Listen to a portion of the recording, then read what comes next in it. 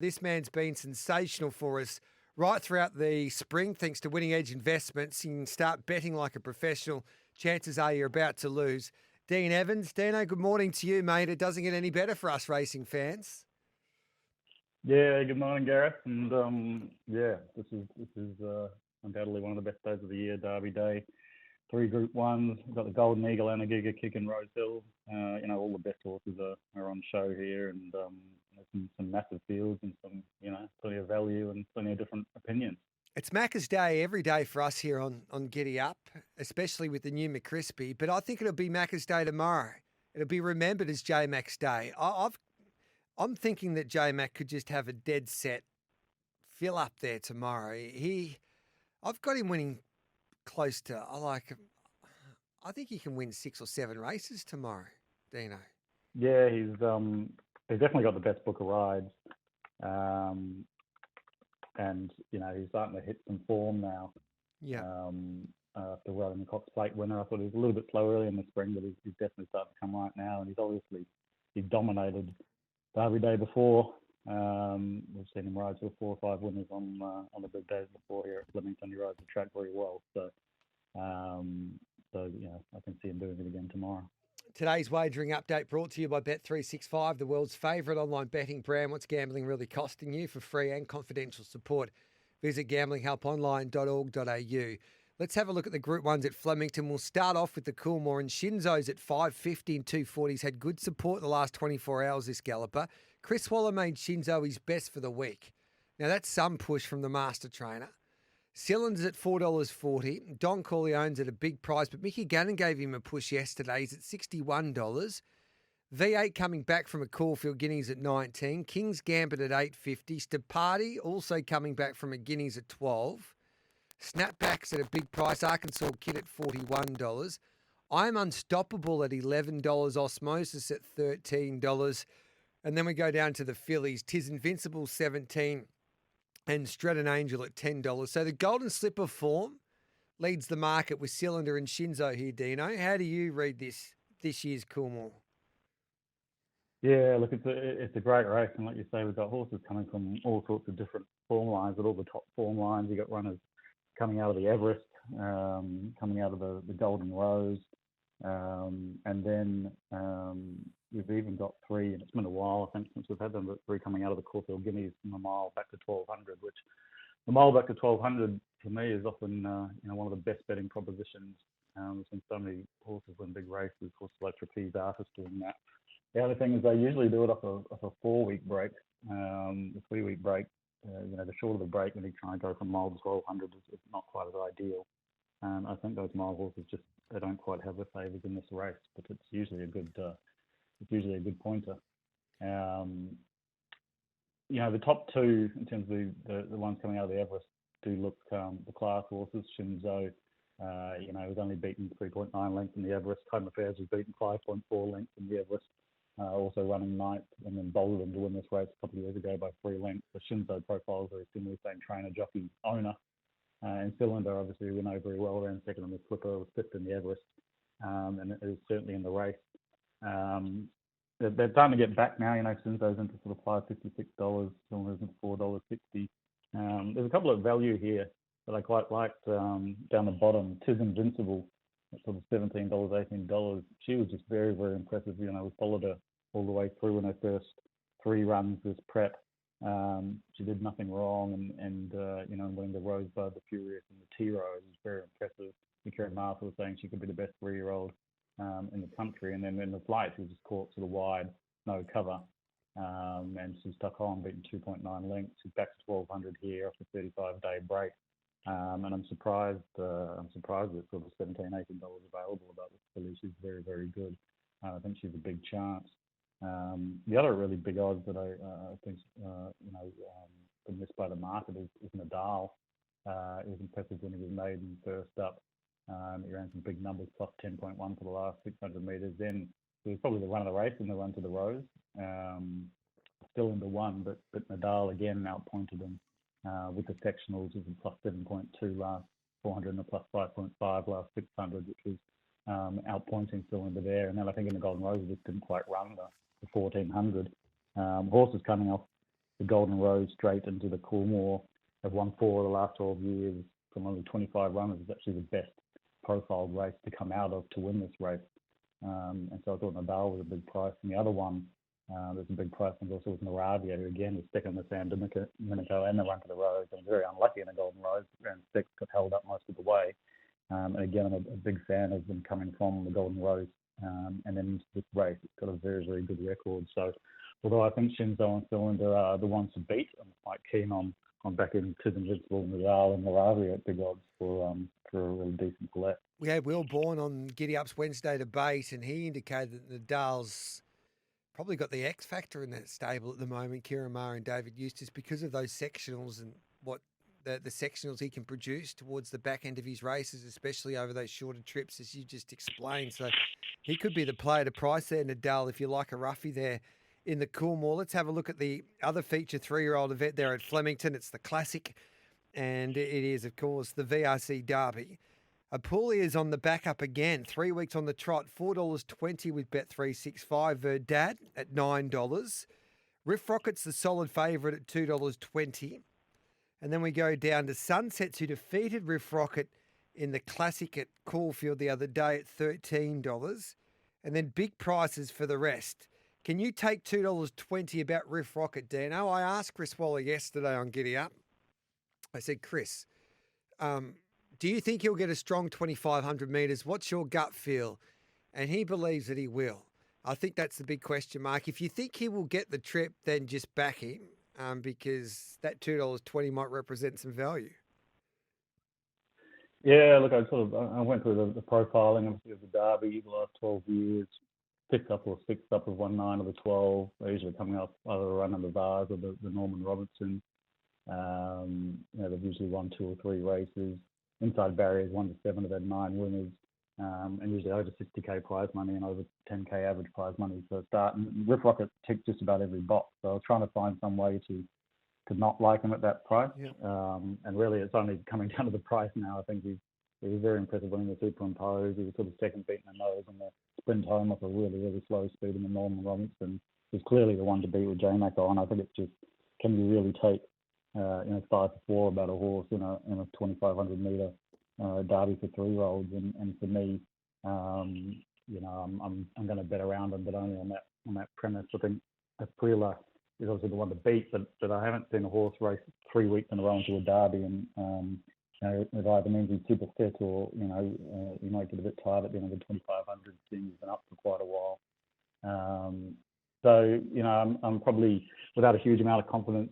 I think that Air Assault sort of won the Hill Stakes by 3.4 lengths and led the Vars on a decent speed. And I thought he stuck on well for third there. And even though he sort of was going backwards at the top of the straight, he then actually started coming back and was actually making ground at the end on sort of on a peeler. So I think Air Assault will actually get to 2,500.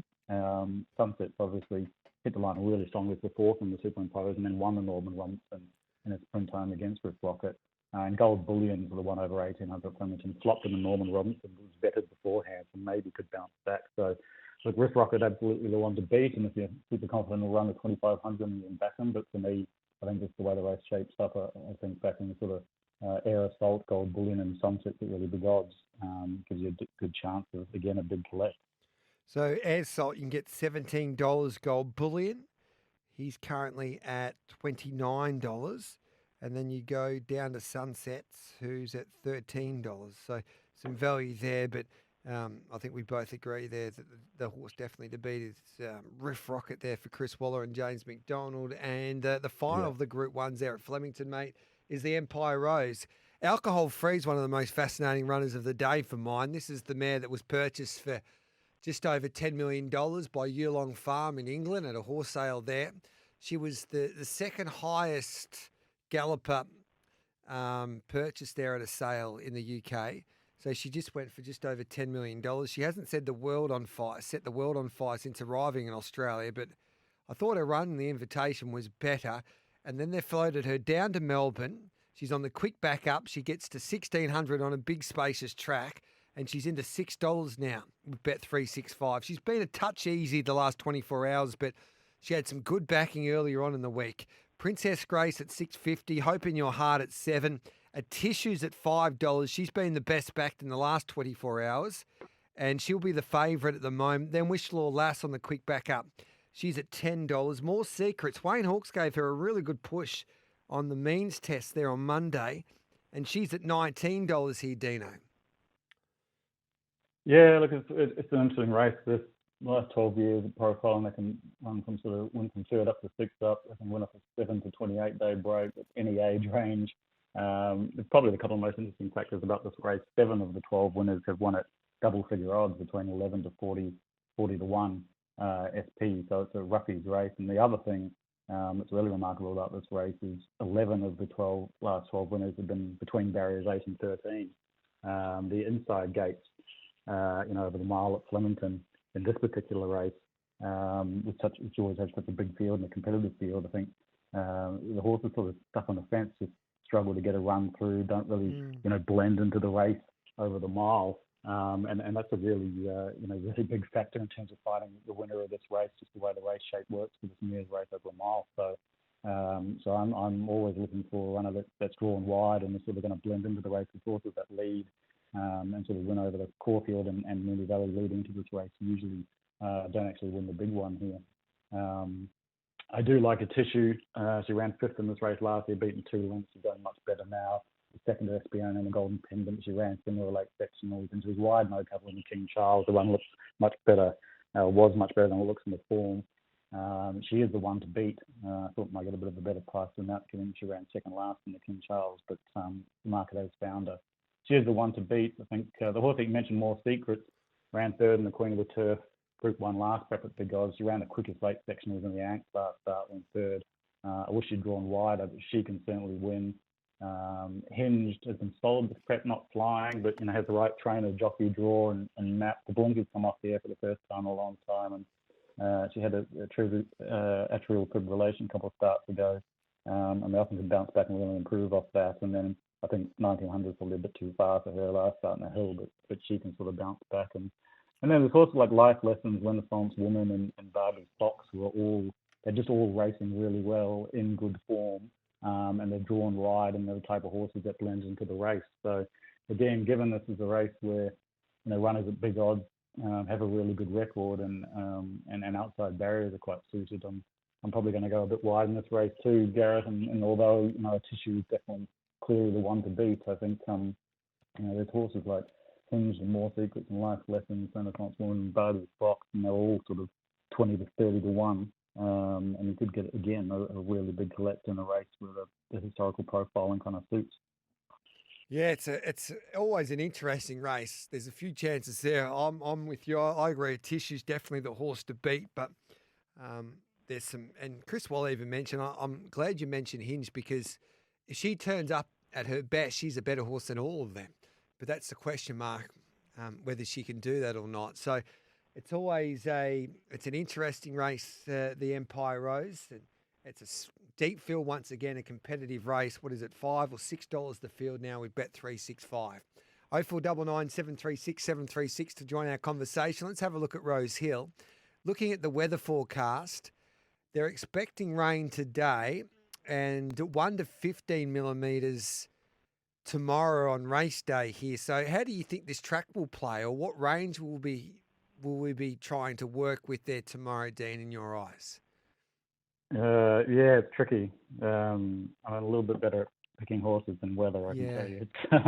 It's tough going. My phone's telling me anywhere between 1 and 15 millimetres tomorrow, with high winds, and this sort of the shower developing at the moment. They haven't come through here, but possibly 0 to 3 millimetres. There's been a whole heap of wind as well tomorrow, so. It's a tricky one. It's going to be a sort of race by race proposition, I think, in terms of when it comes and how bad it is. But it certainly favours and doesn't favour some horses in both the Golden Eagle and the Giga Kick, and there's certainly one horse in the Giga Kick that I'm quite keen that the rain's come down for. That I've been hoping the rain would come down for quite a long time, in Bella Nicotina. So that's going to be a bet for sure. I think now that she's finally got a track with some given it. So who wins the Golden Eagle? A Y50440. Tricia, unfortunately, has been scratched, Pericles at 13, Golden Mile at 34, Kovalika at $10, Ozapenko at 11. So blinkers go on both those horses for Waller. Then we go down to the horses also in the market. Omberburamai at $11, the Japanese galloper. And Amelia's Jewels into 380, Legato 750. I'd be concerned if there's rain around for Amelia's Jewels. Simon Miller's been on the record saying that she doesn't really, well, at home she hasn't really appreciated some given the ground. So she's probably for mine at a rock bottom price now at 380. How do you assess this year's Golden Eagle? Yeah, I think the rain's really thrown a bit of a spanner in the works, and I think there were people who were very keen on the Hawaii 5-0 and on form. That run of the Everest was huge on the day that On Speed and Fence was favoured, and she was sort of wide and didn't get cover for a lot of it, until only beaten 2.4 lengths. So, but the interesting thing about this race, all of the 4 winners have come off a Group 1 mile, off either an Epsom handicap run or a 2-rack handicap run. And I think with the rain, it's just going to make it even harder for a horse coming off a 1,200-metre run to win. So I think, Hawaii 5-0 is a question mark, and I think so does Amelia Jewel, as you've said, on the wet track. So the 2 I'm keen on, I think, Kovalika, a Group 1 Derby winner, and Colette won this race, coming off an Oaks win. He's second beaten the nose in the Epsom handicap, and charged home for fifth in the King Charles and the quickest late section of that race. Drawn wide, but for the first time, if the track's wet, that might not be as bad as it usually is at Rosehill, and ticks just all the other boxes for the winner of this race. So I'm quite keen on Kovalika, and also Penko's the other one who's really strong, where they made plenty of Group 1 placings in the Corporate Guineas and the Kobe Diva, drawing the middle of the field, handles the wet, and probably gives us a big shake. And the other one who I'm just warming to now, I think, because the track's wet and comes from New Zealand and did win on some bog-heavy tracks in New Zealand its first couple of starts, was Legato, one of the Australian Guineas. And again, I thought initially she might get too far back for this race, but now if the track can be really wet and you can put a pen through, potentially Hawaii 5-0 and Amelia Jewel, then probably Legato is the other one who comes into the race. All right, mate. Can't wait for tomorrow. You found a bit of value for us there across the feature races. So, bring on Super Saturday. 3 Group 1s there at Flemington to kick off the famous 4-day carnival. And then we've got the Golden Eagle and also the Giga Kick there, where we see some of the best sprinter, arguably anyway, in this country. And think about it, taking on his stablemate and Private Eye and a girl that loves a little bit of giving the ground in Bella Nipotina, I had to watch that replay again. She was mighty there in that Sydney Stakes. Thanks for your time, mate. Enjoy tomorrow and back plenty of winners. Yeah, thanks, Gareth, and same to you. And just quickly, the best, and we keep on saying this, the best winner that you can back, head to Winning Edge Investments, go to the membership page, sign up for a membership, especially this time of the year. You type in SEN, you get a lifetime 50% discount off a membership for the rest of your life. So you can't beat that value there, do you know? Yeah, it's been great having so many of your listeners on board, and we've had a huge spring, and now we're coming into the biggest week of the year. All right, mate, we'll go and get him. Thanks for that, Dino. Appreciate your time.